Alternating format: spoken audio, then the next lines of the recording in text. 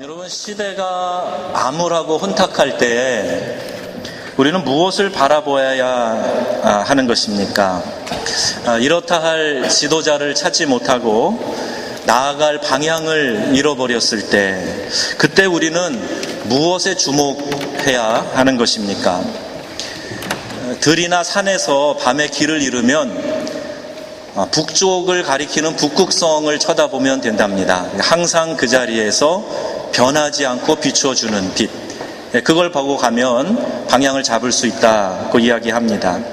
우리의 인생에서 변하지 않는 진리, 항상 우리에게 분명한 목표와 방향을 가리켜주는 것, 그것이 무엇이겠습니까?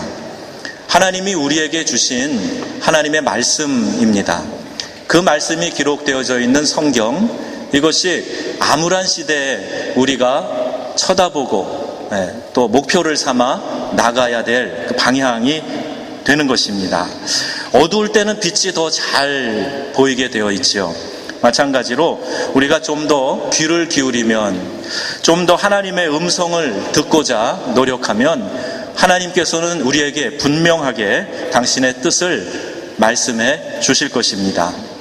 중세시대의 교권이 난무하고 복음이 본질에서 벗어난 그런 종교 생활에, 잘못된 종교 생활이 활개를 칠 때, 그때 마틴 루터는 성경에 근거하여서 다음과 같은 슬로건을 강하게 주장을 했습니다.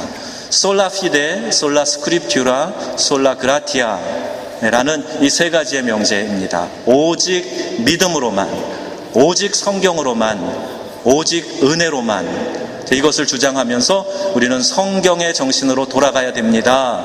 하나님의 원 뜻 가운데로 돌아가야 됩니다. 이것을 강조했습니다. 이것이 오늘 우리가 지켜야 될 우리의 신앙의 바탕이 되는 것입니다. 우리의 신앙의 본질적인 물음, 우리는 다시 해야 됩니다. 나는 누구인가?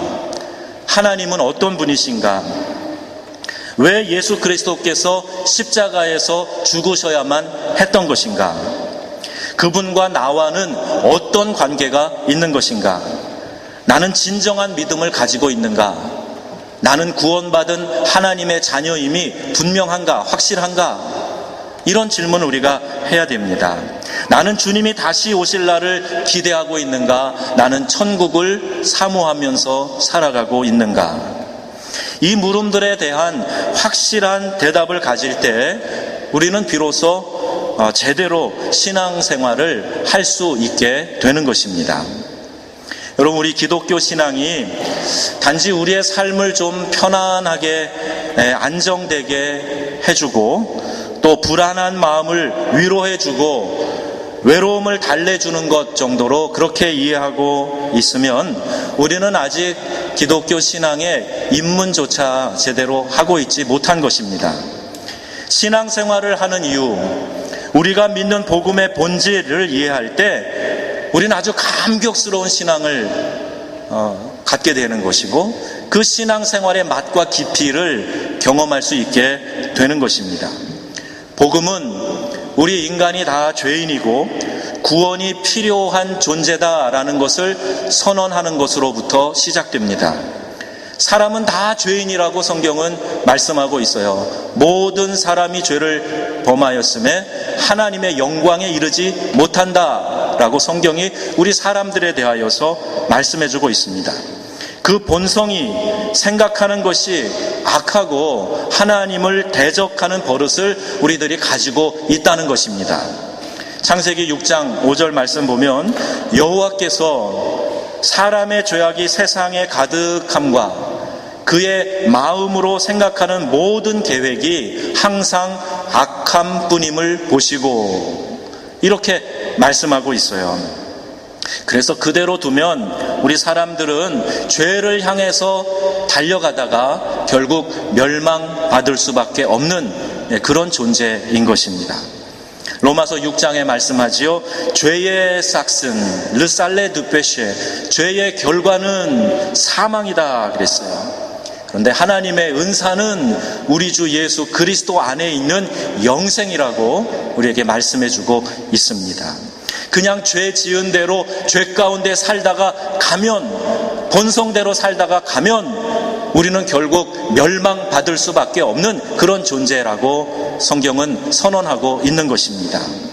그런데 오늘 우리가 이 본문을 통해서 깨닫는 것이 있어요.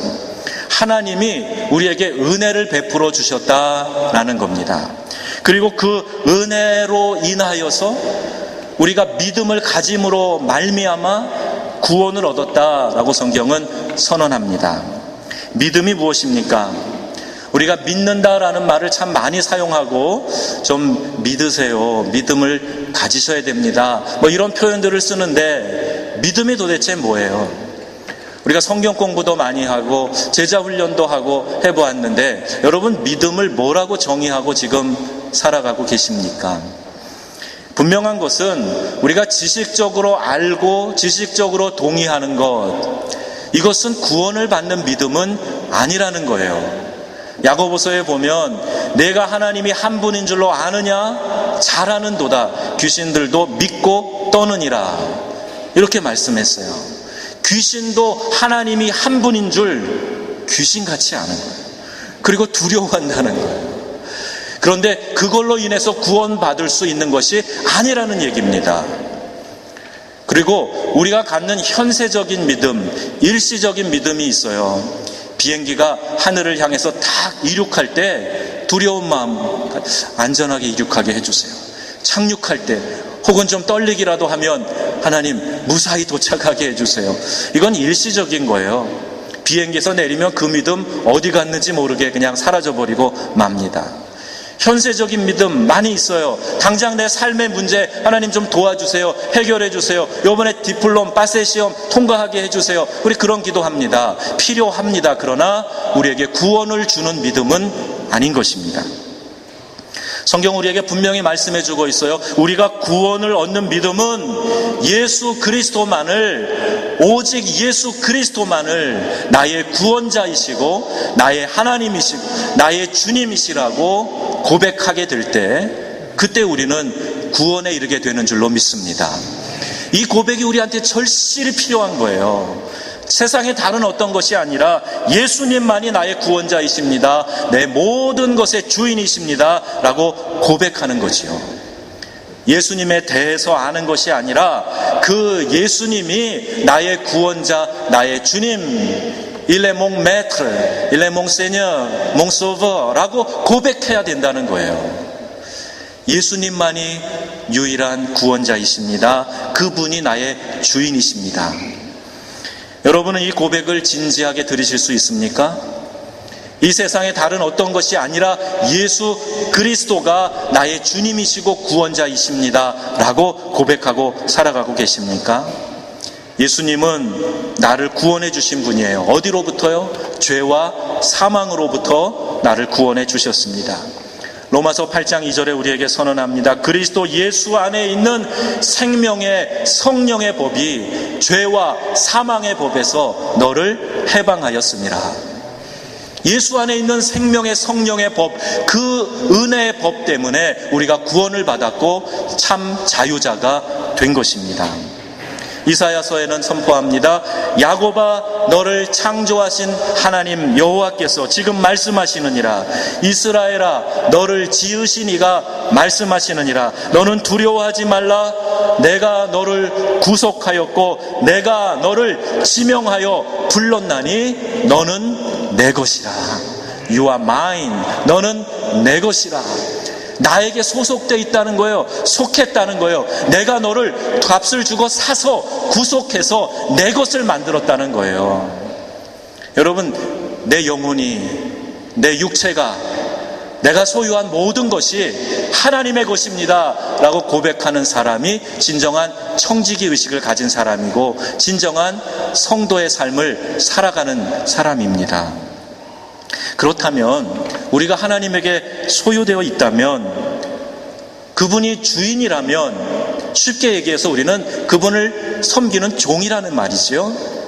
종은 사유권이 없습니다. 종은 자율권이 없습니다. 종은 그 생명도 주인의 것입니다. 주인에게 달려 있어요.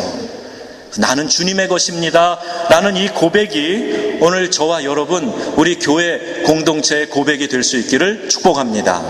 여러분 한번 고백해 보세요. 나는 주님의 것입니다. 좀 더 확실하게 해보세요. 나는 주님의 것입니다. 하나님이 우리를 향해서 You are mine, 너 내 거야 했을 때, 예 주님, 제가 주님의 것입니다 라고 고백하고 살아간다면 우리의 삶에는 하나님이 계획해 놓으신 풍성한 영적인 보고를 우리가 누리면서 살아가게 될 줄로 믿습니다. 하나님 날 소유하셨습니다. 하나님이 나의 주인이십니다. 이 고백이 진정으로 있어야 되는 거예요. 하나님께서 우리를 소유하시면서 우리에게 구원을 선물로 주셨어요. 이 구원은 우리의 행위에서 난 것이 아니라고 말씀하고 있습니다. 만약 행위로 말미암아 구원을 받았다면 우리가 천국을 갔을 때 각기 다 자기가 잘한 일에 대해서 자랑잔치가 많을 거예요. 자랑 일색일 겁니다. 아니, 천국에 가기 전에 지금 이 땅을 살면서 교회 생활, 신앙 생활 하면서 나는 이걸 잘했네, 이런 공을 세웠네, 나는 그래서 이렇게 인정받아야 돼 라는 의식 가운데에서 살아가게 될 겁니다. 그런데 이 구원을 우리가 얻기에는요, 그 어떤 대가도 그 구원을 얻을 수 있는 조건이 되는 것이 하나도 없어요. 뭘로 우리가 구원을 살 수 있을까요? 그 대가를 지불할 수 있는 능력이 아무것도 없기 때문에 하나님은 이 너무나 커서 그 어떤 것으로도 대가를 지불할 수 없는 우리의 구원을 위해서 그냥 선물로, 공짜로 예수 그리스도를 보내주셨고, 그 예수를 믿으면 구원을 주신다는 은혜를 베풀어 주신 것입니다. 그런데 여전히 내가 뭘 좀 했기 때문에 하나님이 나를 예쁘게 보셔서 나를 구원해 주신 것이다 라고 착각하는 사람은 무서운 신앙의 독선을 만들어내는 것입니다. 나는 아무 자격이 없어요. 구원을 받을 만한 아무런 이유, 단 요만큼의 이유와 공로도 우리는 없습니다. 전적으로 타락해 있어요. 그런데 하나님께서 우리에게 그냥 은혜를 베풀어 주셔서 우리는 값없이, 자격과 공로 없이 이 구원을 선물로 받은 줄로 믿습니다. 이것이 얼마나 큰 은혜인지 몰라요. 이 은혜를 깨닫지 못하면 우리는 신앙생활이 뭔지 모르는 거예요. 왜 하나님께 예배하는 것이 그토록 영광스럽고 감격스러운 일인지 구원받지 않은 사람은 깨닫지 못한단 말이에요. 내가 어떤 죄악 가운데서 하나님으로부터 구원받고 용서받고 천국 백성이 되었는지 그 감격을 알지 못하기 때문에 예배도 맹숭맹숭하고 신앙생활하는 것 그냥 내 공로만 쌓아가는 것으로 생각하고, 교회 안에서 함께 모이는 것은 그냥 교제 같이 기쁘게 웃고 즐기는 것으로만 이해하고 이 수준에 머물러서는 안 된단 말입니다. 그저 날 구원해 주신 하나님께 우리는 감사할 따름입니다. 다른 무슨 말이 필요하겠어요? 나를 구원해 주신 하나님, 그 은혜를 감사합니다. 구원을 얻기 위해서 우리에게 유일하게 요구되는 것이 있다면 그것은 날 위하여 대신 죽으신 예수 그리스도만을 신뢰하는 거예요. 그분이 나의 구원자이심을 믿고 고백하는 것입니다. 그런데 오늘 구원은요, 믿음으로 말미암아 그랬는데 이 믿음조차도 하나님의 은혜에 기인하고 있다고 성경을 말하고 있습니다. 은혜가 아니면 믿음의 고백도 불가능하다는 거예요. 누구든지 성령이 아니고서는 그리스도를 주라고 시인할 수 없다 그랬거든요. 내가 예수를 주라고 고백하고 시인한다면 그건 역시도 하나님의 은혜 때문에 가능하게 된 것입니다. 오늘 여기 이렇게 예배 자리에 여러분 나오셔서 함께 예배하는 것 하나님의 은혜인 줄로 믿습니다. 누가 이렇게 할 수 있겠습니까? 하나님께서 예배를 기뻐하시기 때문에, 우리를 너무나 사랑하시기 때문에 이 예배 자리에 우리를 불러주신 거예요. 그리고 우리가 하나님께 예배할 수 있는 특권, 그 감격을 우리에게 오늘 베풀어 주신 것입니다. 교회는 이 구원의 도리가 선포되는 곳입니다. 이 세상은 아름다움을 뽐내고 재미난 오락과 엔터테인먼트가 가득하지만 교회는 그것을 쫓아가는 것이 아닙니다. 내 생명을 구원하신 하나님을 만나는 거예요. 그분이 주시는 영의 양식을 내가 먹고 함께 형제 자매된 사람들과 영적인 교제를 나누는 곳, 그것이 교회인 줄로 믿습니다. 이 교회에 우리가 있는 거예요. 다른 것이 교회의 목적이 아니에요. 우리의 믿음도 하나님께서 은혜를 주셨기 때문에 가능한 겁니다. 우리의 삶도 하나님께서 은혜를 베풀어 주셨기 때문에 가능한 겁니다. 은혜 없이는 살 수가 없습니다. 모든 것이 다 하나님의 은혜입니다. 여러분이 하나님, 우리에게 은혜를 베푸신 하나님, 그분께 함께 우리 감사하지 않으시겠습니까? 함께 감사의 고백을 드려야 되지 않겠습니까? 우리의 삶에 베풀어 주신 하나님의 은혜가 너무너무 놀랍고 너무나 많습니다. 우리의 삶에 하나님께서 은혜를 주시는 것은 우리가 하나님의 자녀된 권세, 그 특권과 권리를 가졌기 때문이에요. 우리의 자녀들이 부모에게요, 얼마나 당당합니까? 여러분, 이제 한참 자라는 자녀들을 보시면요, 도대체 얘네들이 뭘 믿고 나한테 이렇게 당당하게 요구하는, 나한테 도대체 뭘 맡겨놨다고 이렇게 당당하게 요구하지? 가끔 그런 생각 드실 거예요. 주세요, 엄마. 아, 나 이거 필요하다니까요. 아빠 이거 내주세요. 뭐 당당하게 얘기합니다. 왜 그렇지요? 이 당당함은 친밀감에서 기인합니다. 아이들이 성장하면서 부모의 물건이나 옷을 사용할 때가 있어요. 저희 아이가 막 자라면서 제 아들 녀석이 제 옷을 이렇게 입습니다. 그래서 전 단 한 번도 제 아들이 제 옷을 입고 제가 사용하는 물건을 사용했다고 해서 화가 나는 적이 별로 없으세요. 여러분 화났어요? 여러분 자녀들이 여러분 거 이렇게 쓸 때 화가 나십니까? 화가 난다 막 그런 마음 드세요? 아니에요. 대견하더라고요. 얘가 벌써 이렇게 커서 내 옷을 입을 수 있구나. 대견하더라고요. 마음껏 쓰라고 하고 싶은 거죠. 뭐 지금은 쓰라 그래도 안 써요. 제 옷이 작아서 못 입습니다. 이렇게 잘하는 게 기쁜 거예요. 좋은 거예요.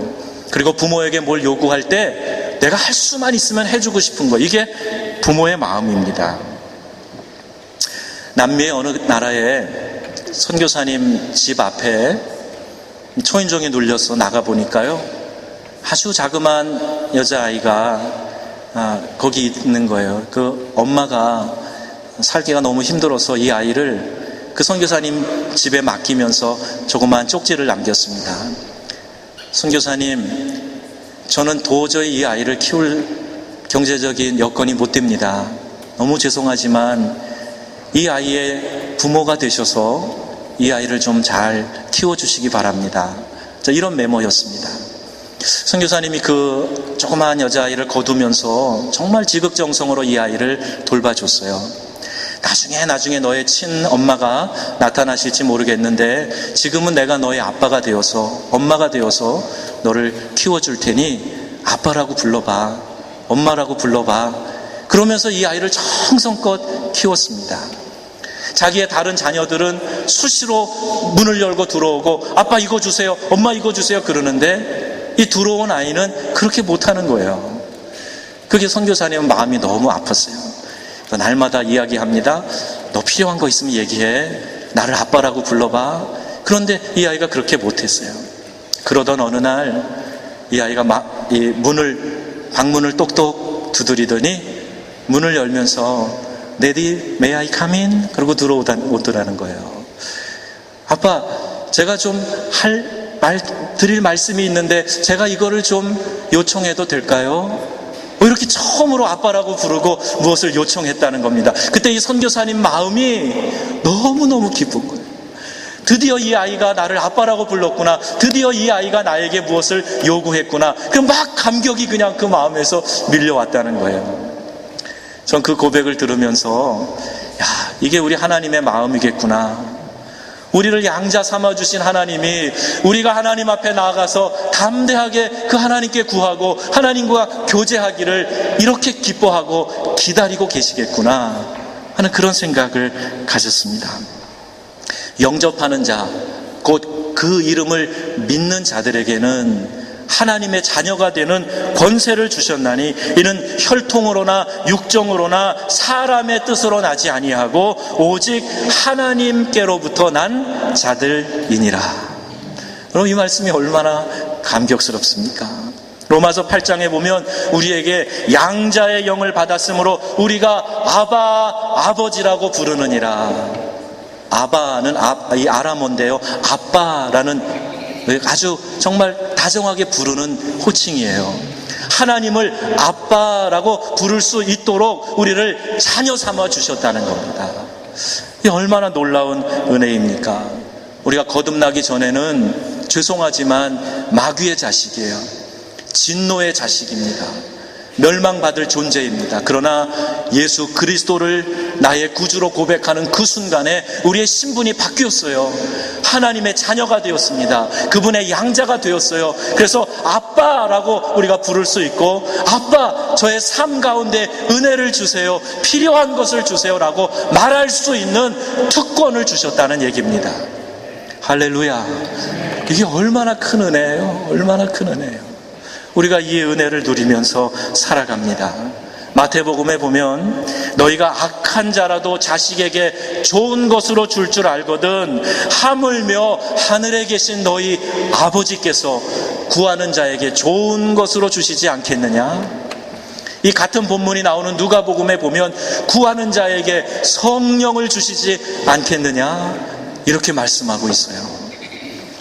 악한 본성을 갖고 있는 부모도 지 자식한테는 좋은 것 줄 줄 아는데 하물며 선하신 하나님, 완전하신 하나님, 전능하신 하나님이 그 사랑하는 아들에게 좋은 것으로 주시지 않겠느냐는 거예요.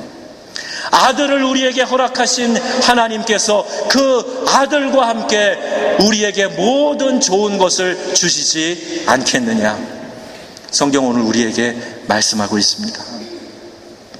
자녀에게 가장 좋은 것 주길 원하는 부모의 마음 이상으로 하나님께서는 오늘 우리의 삶 가운데 최선의 삶을 허락하시기를 원하시는 분이십니다. 여러분이 신실하신 하나님이 여러분에게 느껴지시기를 축복합니다. 하나님 참 좋으신 하나님, 너무나 신실하신 하나님, 너무나 좋으신 우리 아버지이십니다. 하나님께 은혜를 구하고 하나님의 인도하시는 대로 인도함을 받는 것이 얼마나 기쁘고 감격스러운 일인지 모릅니다. 지난주 말쯤에 불어권 아프리카 지도자 초청연수 여러 가지 사정으로 인해서 할 수 없게 됐습니다 라는 메일을 보냈습니다.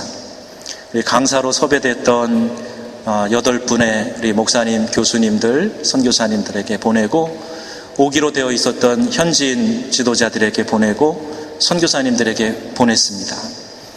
참 죄송한 마음이고, 또 이 일이 잘 되기를 기대하는 많은 분들이 있었고, 작년에 너무너무들 기뻐하시고 했었는데 올해 비자가 나오는 상황이 여의치 않고 또 여러 가지 힘든 여건들이 있어서 우리 뉴저지 초대교회랑 의논해서 우리 이 일을 취소하게 됐습니다. 또 많은 분들이 격려한다고 메일도 보내주시고 그랬는데 제가 잊지 못할 우리 현지인 목사님의 이 편지가 있어서 소개합니다. 아주 짧은 한 문장이 제 마음 가운데 깊이 파고 들어왔어요. Nous avons compris tout ce que Dieu fait est bon. 이렇게 썼어요. 하나님이 하시는 모든 일은 선하시다. 우리가 그것을 믿는다는 거예요. 이것이 취소가 됐던 어찌 됐던 하나님이 하신 모든 일들은 다 선하십니다 라는 이 고백을 제가 편지로 읽는 순간 이것이 아프리카의 영성이구나, 이것이 하나님의 사람들이 해야 될 고백이구나. 제 마음에 있는 많은 짐들이 좀 가벼워졌습니다. 여러분, 뜻한 대로 되지 않는 일이 왜 없습니까? 우리의 인생에 많이 있습니다. 하나님은 선하시고 그 하나님이 나의 아버지이시기 때문에 내 삶에 최선의 것을 베풀어 주실 것이야. 이렇게 믿는 것, 이렇게 고백하는 것, 이것은 하나님의 은혜를 체험한 사람이 아니면 고백할 수 없는 것이지요. 왜 하나님 이렇게 안 됩니까? 하나님 이렇게 돼야 되는 게 아닙니까? 하나님 그만하셨으면 됐지, 이제 좀 해결해 주셔야 되는 거 아닙니까? 이런 질문이 아직도 내 마음속에 계속 샘솟고 있다면 우리는 더 깊은 하나님의 은혜를 경험해야 될 것입니다. 로마서 8장 28절에 우리에게 주시는 말씀이에요. 하나님을 사랑하는 자, 곧 그 뜻대로 부르심을 입은 자들에게는 모든 것이 합력하여 선을 이루느니라. 우리가 하나님을 사랑하고 하나님께 부르심 받은 사람들이 맞다면 우리는 하나님이 합력하여 선을 이루시는 것을 믿고 그 은혜를 더욱 사모해야 할 것입니다. 은혜를 깨닫고 살아가는 삶과 그렇지 않은 삶과는 큰 차이가 있어요. 내가 진짜 거듭난 하나님의 자녀라면 반드시 하나님은 합력해서 선을 이루게 하실 것이고, 우리의 삶에 찾아오셔서 끊임없이 우리를 추적하시면서 은혜를 베푸실 것이 분명한데, 내가 거듭나지 않았던지, 아니면 내가 지금 마음의 믿음이 약해져서 하나님의 그 신실하심을 생각하지 못하고 있든지, 둘 중에 하나일 겁니다. 은혜를 알고 살아가는 한 사람의 이야기를 소개하고 마치려고 합니다. 1981년에 아카데미 영화상 주요 부분을 휩쓴 불의 전차 Chariot of Fire라는 영화가 있습니다. 거기에 나오는 주인공 에릭 리델이라는 사람, 실제 있었던 얘기를 소개하고 있어요. 그러니까 1924년 이곳 파리에서 올림픽이 있었을 때 육상 경기의 영웅으로 그는 많은 사람들에게 아주 관심을 집중해서 관심을 받고 있었습니다. 파리 올림픽 당시에 전 세계의 관심이 또한 이 100m 육상 경기에 달려 있었는데, 에릭 리델은 이 100m의 기록을 가지고 있었던 사람이에요. 그가 이 대회에 100m 결승전을 치르려고 했는데 그날이 바로 주일날이었습니다. 이 영국의 육상 선수 에릭 리델은 결승전에서 우승해서 금메달을 목에 걸고 조국에도 영광, 또 그 많은 주목하는 사람들에게 기쁨을 주고 싶었었는데, 그날이 마침 주일이라 100m 결승전을 포기하고 그 시간에 예배를 드리고 있었습니다. 많은 비난이 쏟아졌습니다. 영국 사람들은 그를 매국노라고 했고, 또 그를 사랑하는 많은 스포츠인들이 이 경기에 참여하지 않은 것에 대하여서 실망을 많이 했던 것이죠. 그런데 이 이야기는 이렇게 싱겁게 끝나지 않았습니다. 자신의 주 종목인 100m를 포기한 대신에 그는 며칠 후에 있었던 자기의 주 종목이 아닌 400m 경기에 나가게 되었습니다. 그 결승전에 참여하게 되었는데, 에릭 리델은 이제 최선을 다해서 달릴 작정을 하고 이 출발선상에서 이제 출발했어요. 근데 얼마 가지 않아서 넘어져 버렸습니다. 그 순간에 이 스타디움의 사람들이 와 소리를 지르면서 어떤 흥분과 또는 그 아쉬워하는 마음과 또 조롱하는 함성이 그 스타디움을 가득 메우게 되었습니다. 그 순간에 에릭 리델은요, 그 많은 함성들을 뒤로하고 급히 일어나서 계속 달리기 시작을 했습니다. 그런데 놀라운 일이 일어난 거예요. 다 내놔라 하는 세계적인 선수들과 지금 400m 결승을 하고 있는데 넘어졌다 일어난 에릭 리델이 1등으로 들어가서 금메달을 받게 된 겁니다. 그리고 나서 기자들에게 인터뷰를 하는 내용이 우리 신앙인들의 마음에 큰 도전을 주는 거예요. 에릭은 이렇게 얘기합니다. 처음 200m는 내 힘으로 최선을 다해 달렸고, 그 다음 200m는 하나님이 주신 힘으로 빠르게 달릴 수 있었습니다. 할렐루야. 이렇게 고백을 한 거예요. 사람의 생각으로는 불가능한 일인 것 같아요. 그런데 하나님이 그에게 특별한 능력을 주시니까, 나를 사랑하는 자가 나를 만날 것이고 나를 간절히 찾는 자가 나를 보리라고 말씀하신 그 말씀대로 하나님을 너무 사모하였더니 그 순간에 하나님께서 에릭을 통해서 당신의 영광을 나타내 주신 것입니다. 에릭 리델은요, 이 세계 정상의 자리를 연연하지 않고 선교사인 아버지 영향으로 1928년에 신학교를 졸업하고 아버지가 일하시는 중국에 선교사로 가게 됩니다. 그의 아버지는 1941년에 심천에서 일본군에게 포로가 되어서 순교 당하십니다. 그는 홀로 텐진에서 선교 사명을 감당하다가 1945년 해방이 되기 직전에 그도 역시 44세의 아까운 나이에 순교를 당합니다. 일본군은 이 올림픽 영웅을 처형하는 그 부담은 있었지만 다행히도 그 무덤 옆에 비석을 세워주어서 그곳을 찾는 많은 사람들에게 감동과 교훈을 되새기게 해주었습니다. 고린도전서 15장에 말씀합니다. 그러나 나의 나 된 것은 하나님의 은혜로 된 것이니 내게 주신 그의 은혜가 헛되지 아니하여 내가 모든 사도보다 더 많이 수고하였으나 내가 한 것이 아니요 오직 나와 함께 하신 하나님의 은혜로다. 이것이 은혜를 깨달은 사람의 고백인 것이지요. 사도행전 20장 말씀 보면 내가 달려갈 길과 주 예수께 받은 사명 곧 하나님의 은혜의 복음을 증언하는 일을 마치려 하면은 나의 생명조차도 조금도 귀한 것으로 여기지 아니하노라. 모든 것이 다 하나님의 은혜로다라고 고백하고 이 은혜의 복음을 증거하는 일을 위해서는 내 생명도 아깝지 않습니다라는 이 고백입니다. 이 고백은 우리에게 들려주시는 놀라운 신앙의 선배의 고백임과 동시에 오늘 저와 여러분의 고백이 되어야 될 줄로 믿습니다. 은혜를 더 많이 사모하고 그 은혜 안에서 우리가 풍성함을 누리고 이 은혜의 복음을 전하는 일에 우리가 깨어있는 것, 이것이 교회가 또 성도가 마땅히 감당해야 될 사명인 것입니다.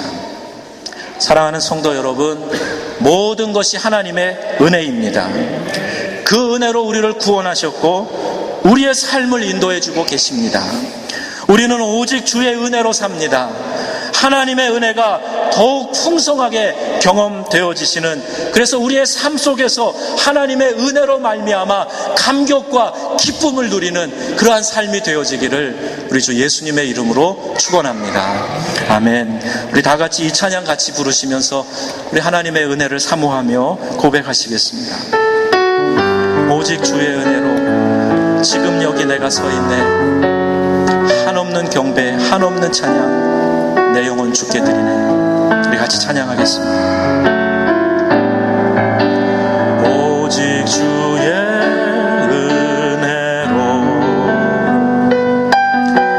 지금 여기 서 있네. 한없는 경배, 한없는 경배, 한없는 찬양,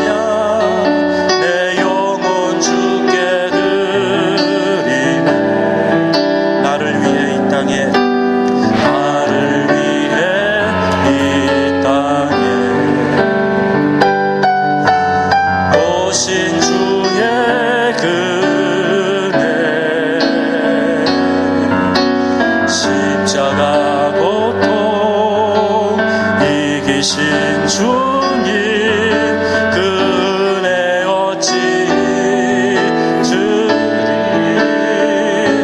주네 날 채우시네.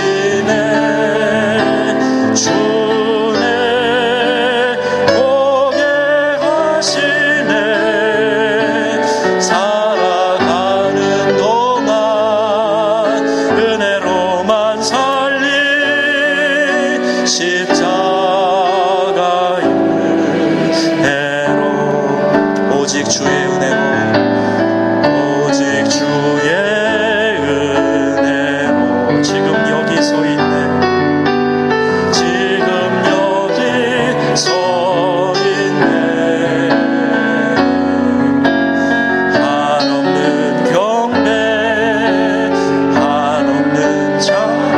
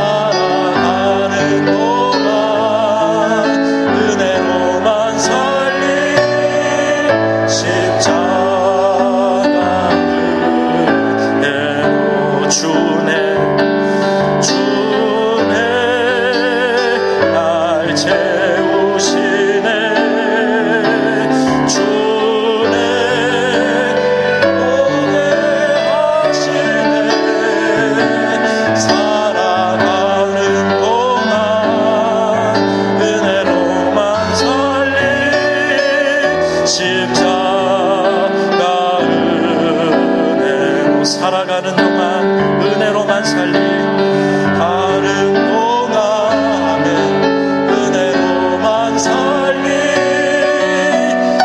십자가 은혜. 아멘. 우리 이 시간에 하나님성으로 기도하십시다. 하나님, 다른 것 의지하였던 것 버리겠습니다. 십자가 은혜 하나 사모하면서 살겠습니다. 그 은혜를 내 삶 가운데 부어 주시옵소서. 우리 다 같이 하나님성으로 기도하겠습니다. 하나님 아버지, 감사합니다.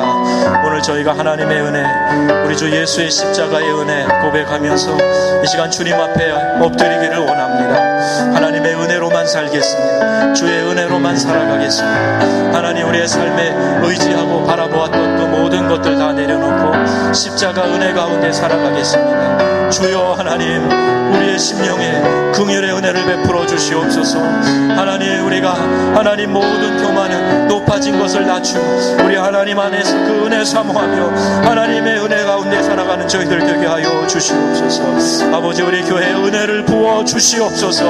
은혜 메마른 심령들에게 하나님 은혜를 부어 주시옵소서. 날 구원해 주신 하나님께 감사하는 마음, 감격한 마음, 예배자의 삶을 살게 하여 주시고, 아버지, 이 은혜의 복음을 증거하는 일에는 나의 생명조차도 조금 더 귀한 것으로 여기지 않겠다는 고백이 오늘 우리에게 있게 하여 주시옵소서. 나의 달려갈 길과 주 예수께 받은 사명, 아버지, 이 은혜의 복음 증거하는 일을 마치려 하면은 나의 생명조차도 조금 더 귀한 것으로 여기지 않겠노라. 오늘 나의 고백이 되기를 원합니다. 우리 연합교회의 고백이 되기를 원합니다.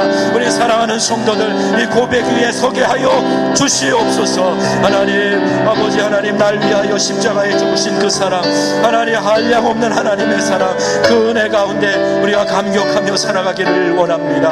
오늘도 하나님 아버지, 우리의 눈을 열어 주시옵소서. 아버지, 이 시간에도 하나님 죽어가는 영혼, 아버지 하나님 추수할 희어진 밭을 보게 하시고, 아버지 그 밭을 향하여 기도하게 하시고 나아가게 하시고, 하나님 주의 구원의 방주의 역할 감당하는 저희 교회 되게 하여 주시옵소서. 살아있는 교회 되게 하시고, 구원의 대열에 이탈되는 자 하나도 없게 하시고, 아버지 거듭나지 못한 심령 하나도 없게 하여 주시고, 우리 안에 아버지 하늘 아버지의 구원을 베풀어 주시옵소서.